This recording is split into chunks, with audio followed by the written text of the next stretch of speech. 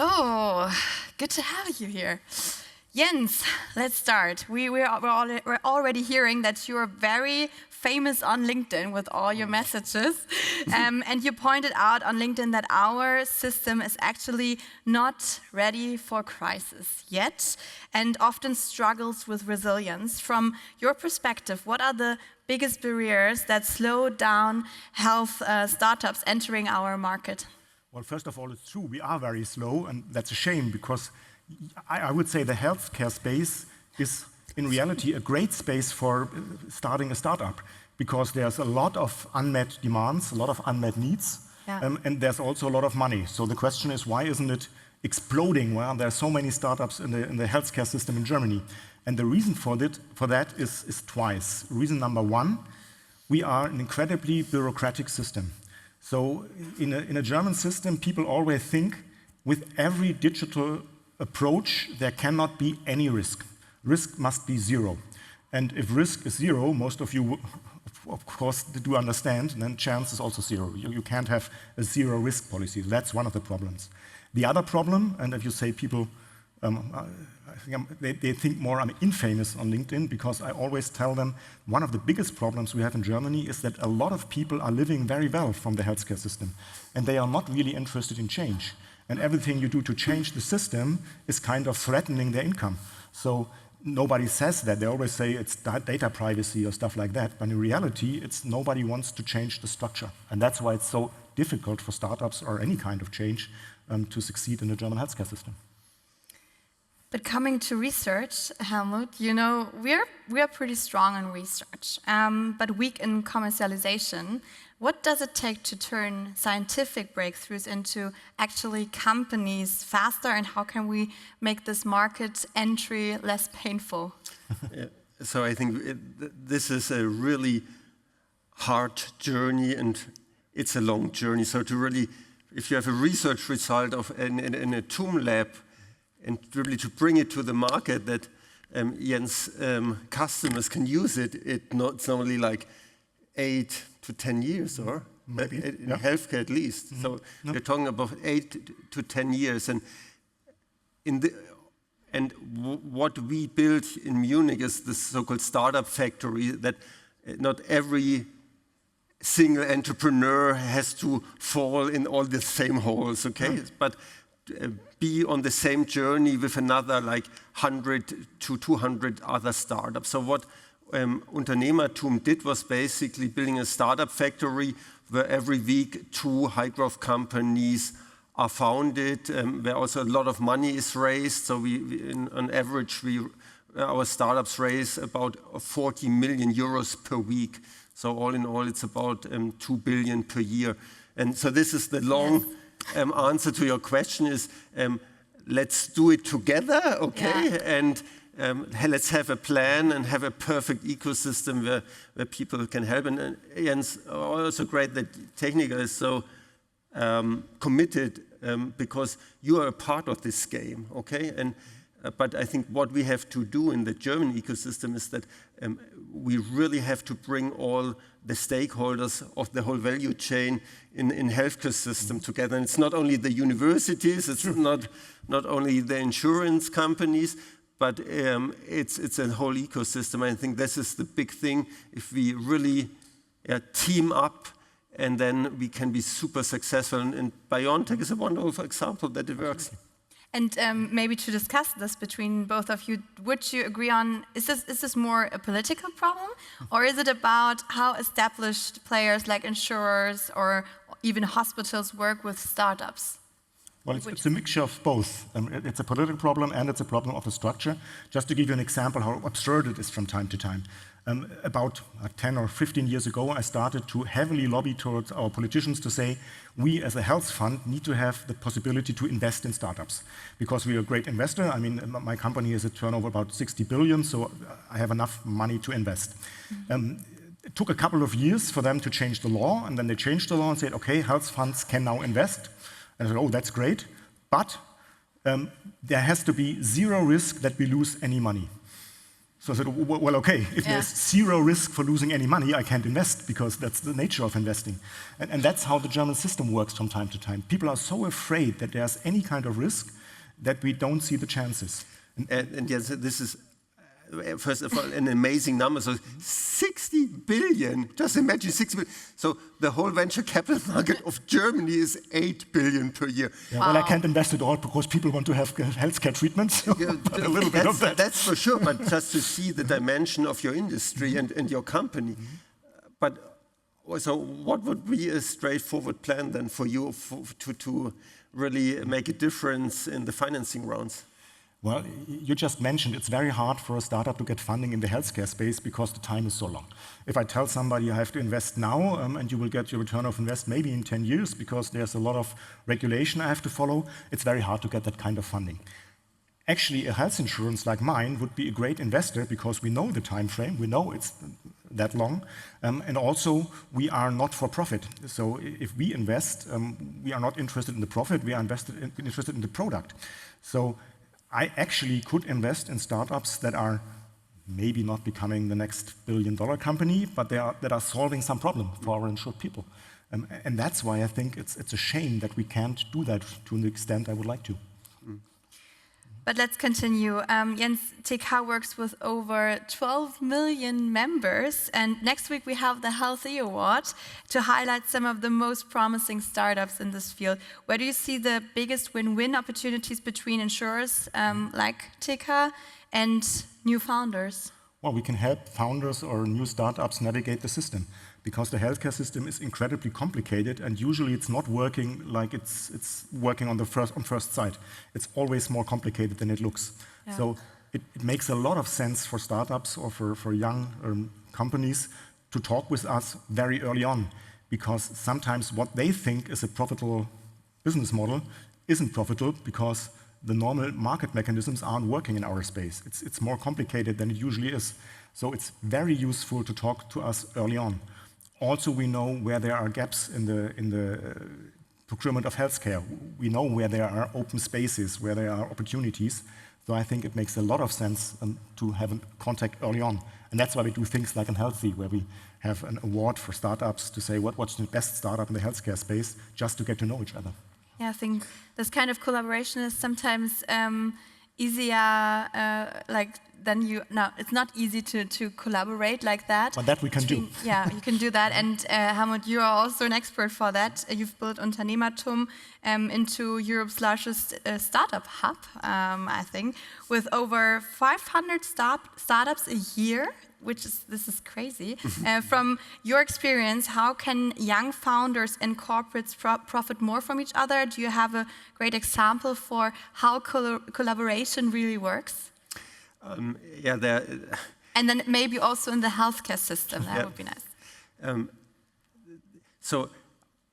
The greatest example we have is actually Brain Lab, which is now a super established company, and was a student at TUM, Stefan Fielsmeier, who was actually not into healthcare, but he was a computer scientist. I worked with him when I was with BCG, so in the very early phase, actually we worked together. So it was your idea? No. And it was really, I think, Stefan's first customers were not like at Rechtsseisa, so he was actually at our own hospital. TUM has a hospital here called Rechtsseisa, and so our own professors didn't really help him. So his first customers were, I think, in Taiwan and in China. Oh, wow. Yeah. And then, like years later, then also our own guys helped. And I think this is, and now, so Stefan was doing this 25 years ago. Now it's a huge company, but now things changed a lot in the Munich ecosystem. Now everybody is open, but still what we need is passionate people, and we need them really in the projects, but also in top management. And this is why it's so great that, Jens, you are so passionate about entrepreneurship, because you need sponsors. And normally if you say, okay, let's do a pilot, and there's a little bit of budget involved and some risk involved, then everybody's probably looking at you, Jens, and saying, oh, and I can't take any risks. And then we need also business leaders who say yes. And one, and this is a strength of Germany, is these family businesses, Familienunternehmen. So many of the owners of these companies are really entrepreneurial. And so that's, I think, this huge advantage. And this is, back to your question, what we leverage in the Munich ecosystem, because southern Germany is full of these great companies, and my chairwoman, Susanne Klatten, is one of the role models for that. Absolutely. Yeah, and because I would also like to go into that topic with how you find your passion topic, but let's come to that a bit later. Let's zoom out a bit. Helmut, in your posts, you often stress that Germany needs a fresh political push and view, from easier visas to better capital access, compared to ecosystems like Copenhagen or Silicon Valley. Where exactly are we falling behind, and which best practices should Germany copy tomorrow morning from Copenhagen, for example? And it's pretty simple. It's execution. Okay, yes. So. And I'm also with Verena in the German Startup Association, Deutscher Startup Verband, and I think there's everything is analyzed, okay? We all know what has to be done, okay? And the question is now, how do we do it? And so we started, for example, with this approach of the startup factories. Yes. So Katharina Reiche was announcing the next 10 startup factories for Germany, and all in Göttingen and Hamburg and everywhere, and where also great hospitals are, and where a great healthcare ecosystem is. And I think we really have to get into the execution mode, and also with regulation. So it's we have to really to dig into all these details and solve them. And this is just my life is it's really ridiculous, but I spend like 60 to 80% of my life, my business life, changing these things by really being in these project groups and then saying, okay, we need this regulation to be changed, and then things are changing, but you need leadership. Yeah, and sometimes it's not even the regulation, it's the interpretation of the regulation. If you look like something like the GDPR, the data privacy laws, European data privacy laws, actually you can work with them. But then in Germany, we have a lot of data privacy officers, I don't know the exact word, Datenschutzbeauftragter, probably data privacy officer, and they interpret it their way, and all of them interpret it different. So if you're a startup, you have to deal with every state in Germany with a different data privacy officer who has a different interpretation of that privacy law. So it's not even the law, it's the interpretation of the law, and that requires a change of the mindset. And also a lot of communication. So I'm also a member of the WIN initiative for more growth capital. And so you have all these regulators on board and all the institutional investors and so on. And they are all really, they're great people, okay? Yeah, and they are all, I think, have a good mindset, okay?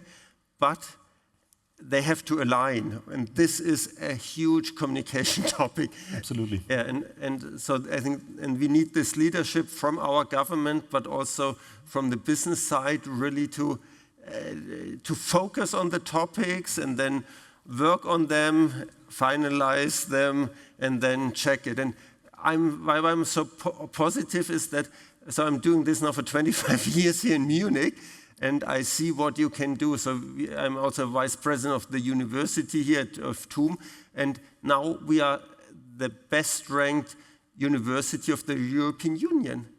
And when I started, everybody was saying, forget it, this is a state university, this is bureaucracy, forget it, we will never do it. And you can do it. And also people in the public administration, they're all good guys, and sometimes they even work harder than our startup teams. But we really have to team up and do our homework. Yeah. So also, Helmut, you say Germany lacks also those scale-up conditions, and Jens, you say reforms are delayed again and again. What do you both think? What hurts startups more, missing capital or missing reforms? Maybe Jens. I would say missing reforms, because I think if we have good reforms, the capital will follow. So the capital is there. It's not that we don't have capital. They are reluctant Yeah, you can to clap invest. hands for that. That's for sure. I think so too, yeah. They are reluctant to invest, and I understand why they are reluctant to invest. So you need to have a change in the environment and regulation, and then the money will follow. Helmut? Capital follows opportunities, and if there are great opportunities, people invest. And so the really bad thing about Germany is that we do not invest our German capital in our German opportunities.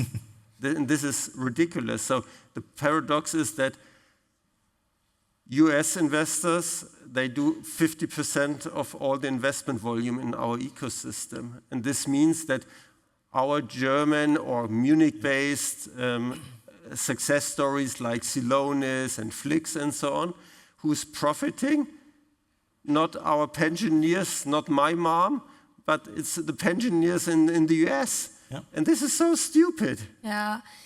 Absolutely. Yeah, true. Absolutely. Let's go to the founder's perspective. Jens, what would you like to tell founders? How should they pitch their idea in front of insurers like TK, and what would you wish they know before they knock on your door? First, I would advise them to think really hard if they would like to found in the healthcare system, because it's much more complicated than other systems. On the other hand, of course, I would encourage them because we need founders there. So if they pitch with us, one of the most important things is I need to understand that they understood the healthcare system. And again, most people don't. They see a problem, they see, I don't know, I know how to fix a broken bone or whatever, but they don't know how to include it in the complexity of the healthcare system. So my first question, if I talk to somebody who's pitching us a new idea, is, do you know how that fits into the whole system? Because if it doesn't, it's not going to work. You might have the greatest idea on earth, but it's not fitting the system. You might either wait for the system to change, but that's probably taking longer than 10 years, or you adapt your idea to the system. So that's the most important part. Know how the system works, and then know how to fit your idea into that system. What would be your recommendation? How do you need to pitch something in front of a corporate or insurer or someone else? So it's really a constant task, and it's not only in front of Jens and capital guys, it's also really attracting the greatest employees. Okay, yes. So I think that's the main task of every entrepreneur is sales. Okay, and how we do it is basically by providing a perfect ecosystem for the people to grow. And now we are 25 years into the business, and what we see is that all the different industries are very specific. So it really makes a difference if you talk to Jens or if you talk to the CEO of BMW, okay? Absolutely. And you really have to be knowledgeable about the industry and know all the details. And this is why we started actually with the Strüngmann family, with Andreas and Thomas Strüngmann, the TUM Venture Labs. So they are the investors behind BioNTech, and said, okay, let's build this great ecosystem of labs where you have deep dives in healthcare, in AI, and so on, and really be specific. And so every venture lab has then the infrastructure, special trainings, and they also help to prepare for a pitch with Jens. So Jens hopefully then onboards this new startup. So that's our contribution. Yeah, and one of the problems in the healthcare sector is that if you can pitch before Techniker Krankenkasse, you might still have a problem pitching before my colleagues in France or my colleagues in the US or wherever, because the regulation there is completely different. So you might have the same great idea and probably fulfilling the same need, but how you do it might be completely different in different healthcare ecosystems. So that's why it's so important to really adapt to that system and at least adapt the same idea. But also to be open, because Absolutely. You can learn so much. So what we, for example, do is we have great international partners. So in our healthcare field, in Europe, there's Novo Nordisk in Copenhagen, and they have an UnternehmerTUM. They are only specialized on healthcare. It's called Bio Innovation Institute. BAI, and they are amazing. So they are like our role models in Europe, and then definitely what Stanford is doing in the healthcare sector with the biolabs and so on. And then also what Johannes Frühers is doing in Boston. So these are like our global partners, and then we try to leverage our strengths in Munich. Yeah, and that's we always try to do. We look at different countries and see what's in development there, and then we think how can it be adopted to our system. Because again, it's different, but the basic idea often can be transferred. So it's just a question of adaptation. What has been one of the last adaptations you requested? From what Let kind me of think one of that's more interesting. We are now and I can't give you the specifics because we're still in discussion with them, but one of the biggest problems in Germany is psychic problems. So people have psychological problems, they have trouble getting the right doctor at the right time, there are waiting times. So we've seen that in other countries as well. They have much less doctors than we have, and they had these problems earlier. We have those problems in Germany now too, so we look at other countries and see how they kind of coping with that lack of doctors, and we transfer those solutions to Germany. So that's one of the areas where you can really transfer the knowledge from other systems to Germany and create profit for the patient. What is something you recently adopted? So actually my highlight was on Thursday in Berlin, and so there was the ophthalmology congress, the Deutsche Gesellschaft, so with about 9,000 eye doctors guys, and it was really amazing. And they invited us to do the keynote because they think ophthalmology and innovation is now to be recharged. And this was really amazing to have all these doctors there, and they are so much into innovation. And then I also learned that the whole field started actually in Germany about 200 years ago, and there were companies like Zeiss who built the first microscopes, and then Schott built the optics to it. And this is what we now have to do as Germans and Europeans, to recharge these industries and team up again. And now it was kind of all separated. So there were these academic guys, and then there was industry. Now I think we again have to team up. Yeah, we have to team up, and we have to somehow solve the data problem, because of a lot of the great companies, I don't know, My Sugar, for example, stuff like that, they, at a certain point, moved to the US because they said it's too difficult to handle data within the European community or Germany.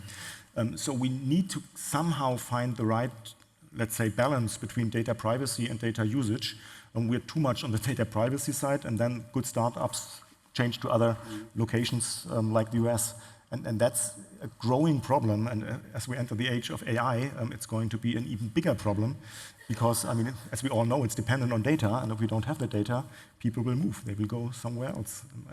Just an example, I visited in the meantime, big Chinese company a couple of years ago, and they said, well, our strategy is pretty easy. We build CT and MRI scans, and we know we are not as good as the Philips or Siemens and stuff like that, so we copy their devices, and then they are almost as good. And then we sell those devices pretty cheap. And then we are supported by the Chinese state, so most Chinese hospitals have to buy those devices. But our really strategy is, if all the hospitals have our devices, we collect all the data from all those devices. And once we have all the data, we of course are much better in analyzing the pictures from those CTs and MRIs than the Philipses and GMs and stuff like that. So they clearly focused on the hardware is just the device for creating data. And once I have the data, the AI working on that hardware is the real selling point. And we wouldn't do that in Germany. You would say, well, oh, you can't use the data for that. That's totally private. And then we build a nice machine, but the future will not be the nice machine. The future will be the software on the nice machine, and that will depend on the hardware. I think if we dive into data now, then we need another 20 minutes. I don't know if we received that. But you're also a doctor, and you're so much into innovation. I think this is a brilliant combination. Here are so many young talents and entrepreneurs. If you could ask them to build up one startup in the healthcare system, like what would you ask for? I don't know if a startup can solve that, but the biggest problem we have in the healthcare system is that there are no real processes. So it's all single points of action that are not interconnected by a good process. If you have any kind of disease, it's more or less, I exaggerate, but it's more or less random encounters with doctors, hospitals, and stuff like that. It's not like there's a common plan. So my dream startup would be somebody who says, well, I build something that's actually working like a process in an automotive factory or whatever, where you say, if you have that disease, that's the process you go through, and those are the steps you have to take, and I take care that you actually do it. So that would be my dream startup, but it's pretty hard to do. Yeah, but that sounds very good. Chat with that process would it's also very hard. Yeah. What would be your dream startup? So it's exactly, it's AI and healthcare, and there are tons of great applications out there. So it's not like this one solution, but yet now a new one. Invented now. So right now in our TUM UnternehmerTUM portfolio, we have, for example, new companies rebuilding whole clinical chains. Yeah. So, for example, and this is a huge hospital of the future. Exactly, huge market. Others, it's often also simple things like really coordinating the staff within a hospital. What Jens was saying, it's also fragmented, and there's so much potential to be leveraged. So. When I always go to our hospital, Rechts der Isar, and I walk through all the halls, so I get out with at least 10 ideas what we can do. So it's a perfect playing ground, and tons of entrepreneurs and students are now revolutionizing it, and super Jens that Techniker is so behind it and supports it and plays the role as pilot customers. That's perfect. And then we come up with these new champions, and they will be successful. Absolutely. If we sit here in 2035, what has happened so that Germany is a healthcare innovation leader? in like, let's say 3 bullets, like 3 topics. Let's not dive into that too deep. So best case scenario. Yes. We will have data laws that allow us to have a good usage of data. We will have something, that's a very specific topic, but it's important. We'll have something like a single point of identification for people, because that's always a problem. You can't have one single point where you can identify people. Sounds like trivia, isn't. It's really a big problem.